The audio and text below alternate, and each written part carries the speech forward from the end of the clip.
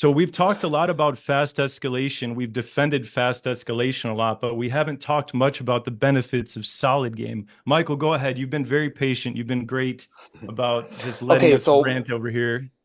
I still have to say that both of you make some good points actually. If we're going to go with Marcus' side, for example, well, he going into a different area that very few people do, and that is the area of understanding. Once we understand a person's perspective, a woman's perspective, we can actually do a lot of things that is unbelievable, actually. I mean, if you look at Chris Voss, that is a FBI chief negotiator and a professor at Harvard, he's using empathetic skills to decode terrorists, to make them lay down their arms. That he's using empathetic tools to succeed with that. And when I'm hearing Marcus, I mean, he sounds like he's using part of those elements, but more genuinely towards women to be able to escalate with them. But understanding must be the driven factor here. Curiosity must be the driven factor here, and then having sort of a strategy based on understanding. From my experience, when it comes to people that are really, really good at this, me included, but also clients of mine that really master the skills of empathetic listening skills and really using the proper methods to really attract and trigger those neurotransmitters. It happens definitely that they're having sex on the first date, like they're having one night stands. There's no question about that. But with that said, many guys are really solid with women and creating really good relationships with the mindset of having a girlfriend rather than a fast sexual escalation. They have shown a very, very good result after maybe the second to third date.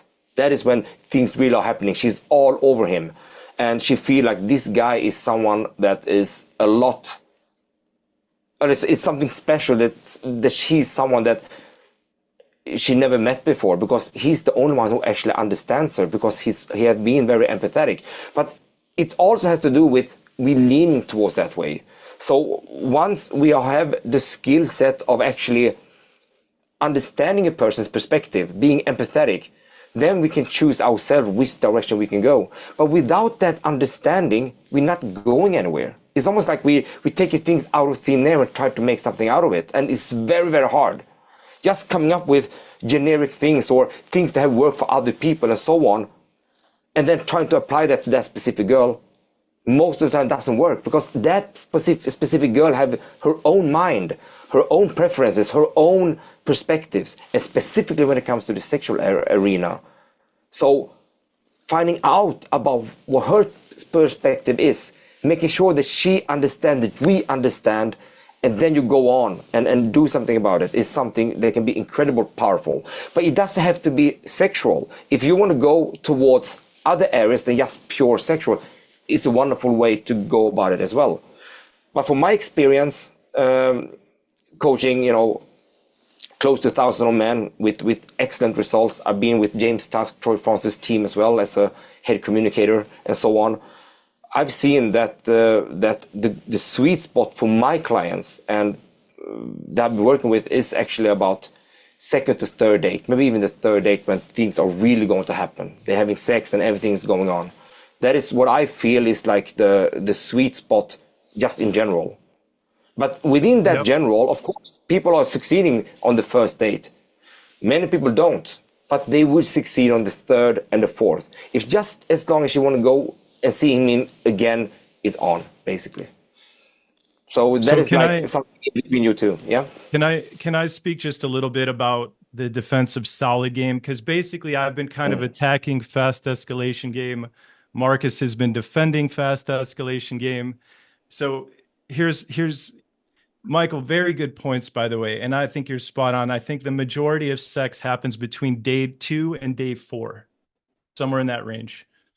The majority of the time, with the majority of women. Therefore, trying to hook up on night 1 is not the most effective style of game the majority of the time. In defense of solid game, okay, women are warned from the time they're very young to not have sex quickly, okay? They're told you don't go home with strangers, you don't get naked for guys within a few hours, you're putting yourself in a dangerous position, You're opening yourself up for social danger as well, right? Being judged and slut shamed, as we've discussed.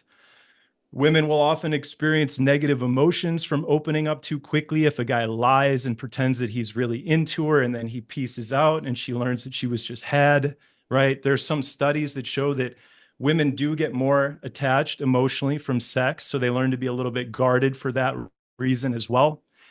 Sex is a more abundant resource for the majority of women also. A woman can walk into a bar and say, who wants to have sex with me? And she'll probably get a few takers, right? If a guy does that, he's getting dragged out by the bouncers and arrested. So again, the majority of the time, look, stripped of all social programming, if you take all social programming off of a woman's mind, or she's maybe in a more liberal society, she's more open-minded, for whatever reason, she has a different ideal when it comes to sexual escalation. A woman can get turned on sexually very fast. You know, she can get turned on physically within minutes. That biologically, from a biological standpoint, you know, it just takes a little bit of friction and, you know, things start flowing, right? Similar to a guy.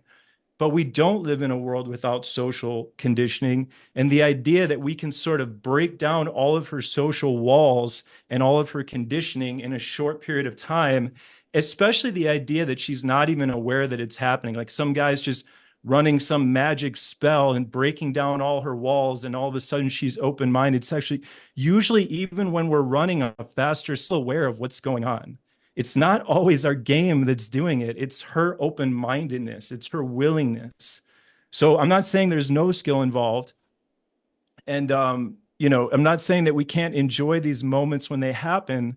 But if we want to maximize our opportunities, we're much better off learning a sustainable, longer, more drawn out style of game.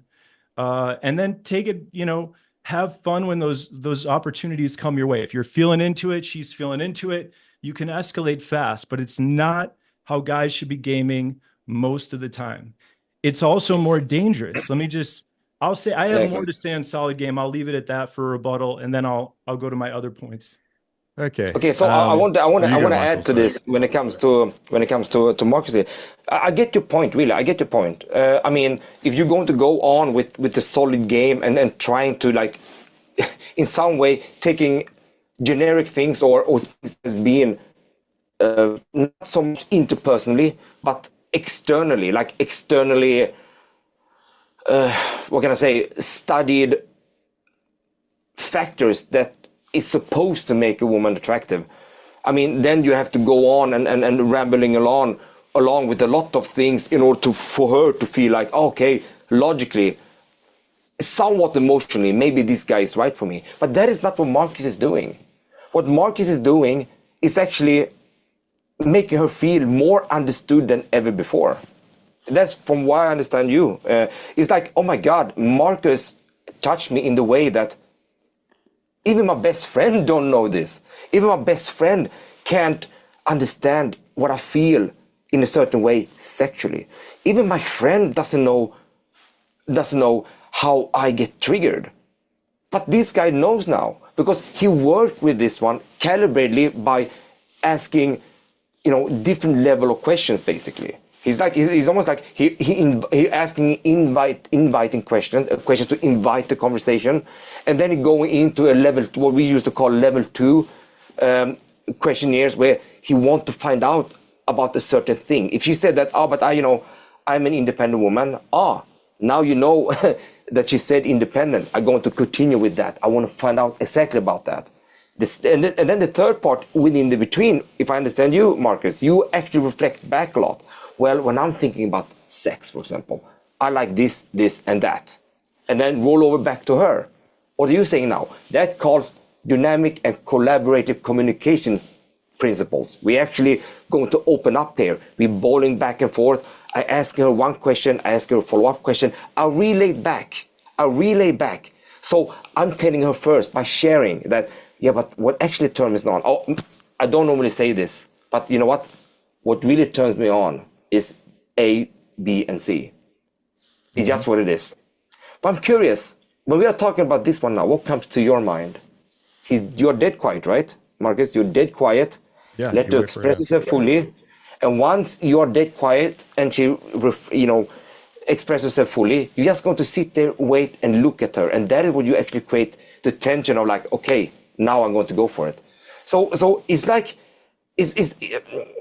I will not say that solid game doesn't work or something like that. I don't mean that. But what I'm saying is that, for example, like when I listen to Ross Jeffries and I listen to you, Marcus, you both have pretty similar strategies actually. You listen to things and you try to get it into depth. On the other hand, Ross Jeffries is using the anchoring style and he's using the meta models in a different way that comes from NLP that I'm not 100% in line with. But with that said, you both are using like the depth and the perspectives of her to take things further. So I can imagine that many women told you, Marcus, that, wow, you're a guy that gets me and you're a guy that understands me like no one else.